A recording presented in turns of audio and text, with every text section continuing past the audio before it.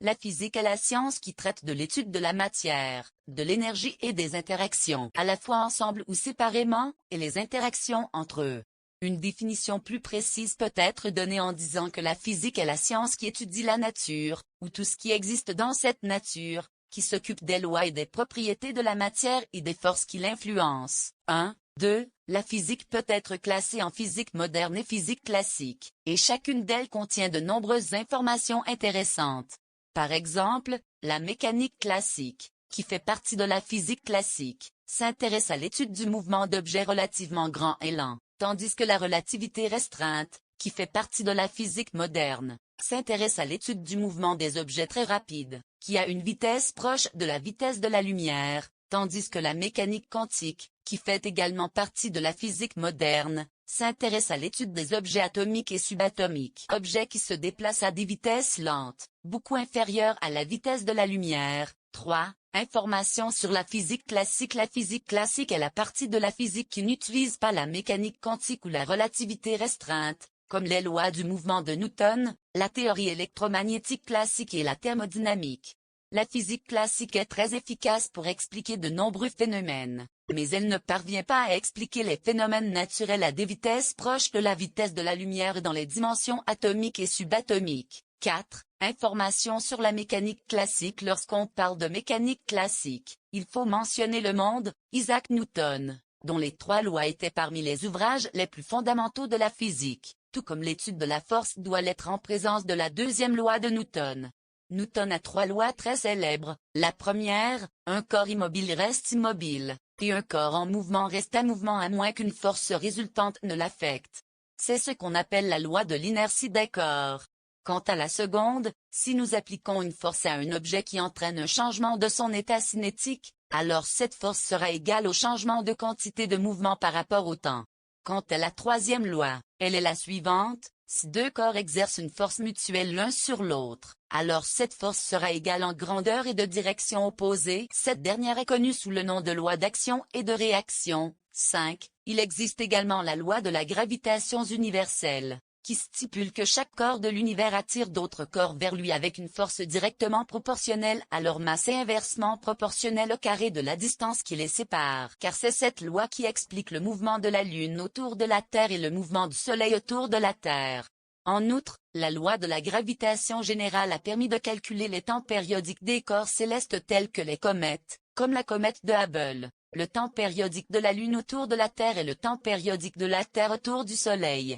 C'est ce qui nous a permis de réaliser des calendriers modernes avec une grande précision. 6. Information sur la théorie électromagnétique. Le concept de force électromagnétique inclut les concepts d'électricité et de magnétisme, car ces 2 concepts ont été unifiés après avoir été traités complètement séparément pour exprimer une seule force. Vous trouverez ci-dessous un ensemble de faits sur l'une des théories physiques les plus importantes. 7. Un champ électrique peut être généré à partir d'une charge fixe ou en mouvement, tandis qu'un champ magnétique ne peut être généré qu'à partir d'une charge en mouvement, ou d'un courant électrique, puisqu'un courant électrique est un flux de charge.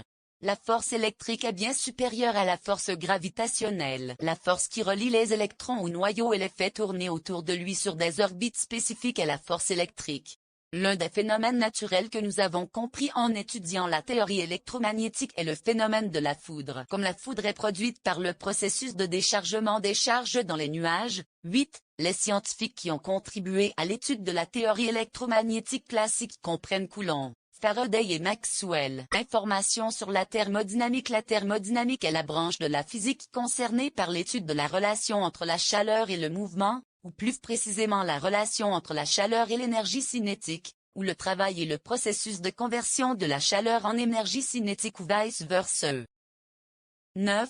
Voici les lois les plus importantes de la thermodynamique. 10. La thermodynamique repose sur 4 lois fondamentales. La loi 0 de la thermodynamique.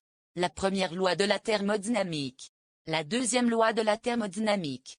La troisième loi de la thermodynamique. La loi 0 de la thermodynamique parle d'équilibre thermique et elle se lit comme suit. Lorsque 2 corps quelconques sont en état d'équilibre thermique séparément avec un troisième corps, cela signifie qu'ils sont également en état d'équilibre thermique. La première loi de la thermodynamique parle du travail, du chauffage et de l'énergie. et elle se lit comme suit. Le travail total est le même dans tous les processus que la chaleur entre deux points d'équilibre si ces points d'équilibre ont la même énergie potentielle et la même énergie thermique. La deuxième loi de la thermodynamique parle du concept de caractère aléatoire, en anglais entropie, et dit, le processus qui concerne un système isolé ne se produit pas si le caractère aléatoire diminue.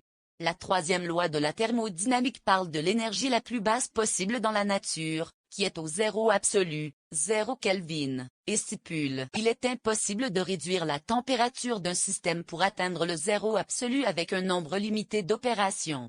Information sur la physique moderne. La physique moderne a débuté au XXe siècle après les travaux de Max Planck sur la quantification de l'énergie, les théories de la relativité restreinte et générale d'Albert Einstein, ainsi que les travaux de Niels Bohr et de nombreux autres scientifiques en mécanique quantique. 6. Information sur la théorie restreinte de la relativité. Voici les faits les plus importants sur la théorie restreinte de la relativité. 6. La théorie de la relativité restreinte repose sur deux principes fondamentaux. Les lois de la physique sont les mêmes pour tous les référentiels inertiels. La vitesse de la lumière dans le vide est la plus grande vitesse trouvée dans la nature et est égale à 3 fois 108 mètres/s, et est constante pour tous les référentiels inertiels, quelle que soit la vitesse de déplacement de l'observateur ou de la source qui émet la lumière.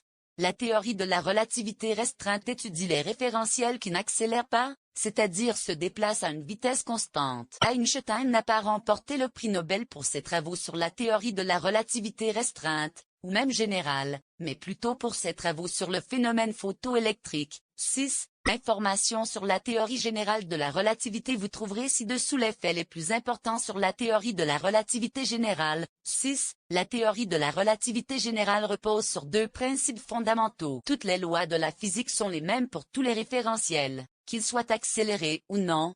Au voisinage de tout point, le champ gravitationnel équivaut à l'accélération du référentiel en l'absence d'effet gravitationnel. C'est le principe d'équivalence. La relativité générale concerne l'étude des cadres de référence qui ont une accélération non nulle. Selon le principe d'équivalence, étudier un pneu en accélération revient à étudier un pneu soumis à un champ gravitationnel. L'idée d'une quatrième dimension du temps est issue de l'étude de la relativité générale. Le principe de courbure de l'espace-temps est né de la relativité générale.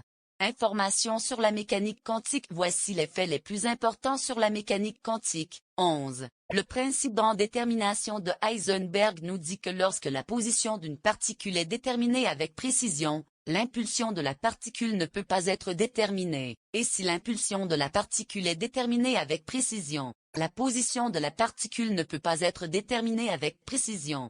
L'étude de la mécanique quantique repose largement sur l'algèbre linéaire, telle que les espaces de Hilbert. L'énergie ne se présente pas sous forme de paquets continus, mais sous forme de quanta discrets. Les résultats de la résolution de l'équation de Schrödinger pour l'atome d'hydrogène étaient tout à fait idéaux par rapport aux résultats expérimentaux.